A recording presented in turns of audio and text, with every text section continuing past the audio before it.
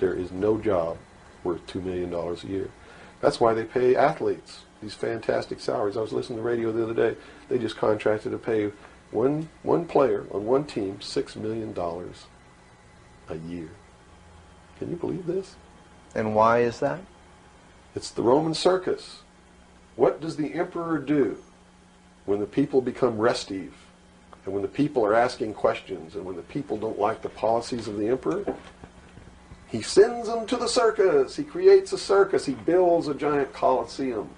And he begins to throw the Christians to the lions. And he has great chariot races and football games and basketball games, all to keep the idiots preoccupied with things that don't mean anything in the scheme of the entire world,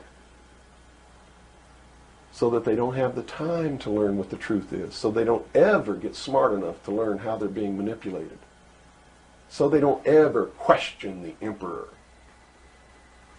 That's why they pay a player on a football team or a baseball team $1 million or $2 million or $3 million a year.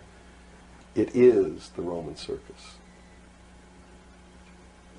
I know men who don't know anything in the world except who plays third base for the Mets. And they think that's a great accomplishment.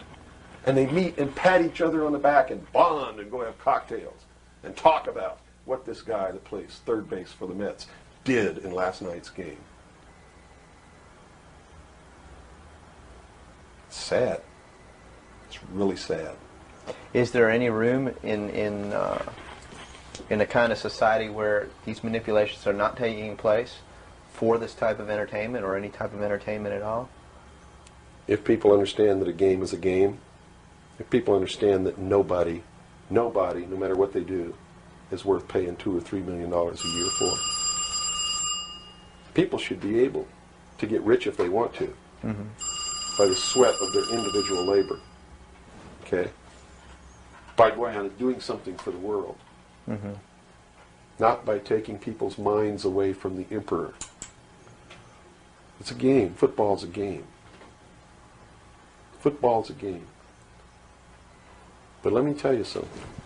When 150 of the most powerful men and women in the world can meet in secret in Baden-Baden, Germany, and plot the fate of billions, and nobody even cares about it, but 6 football players go to lunch together, and it's in the headlines across the country, you have a reflection of the society in which that exists.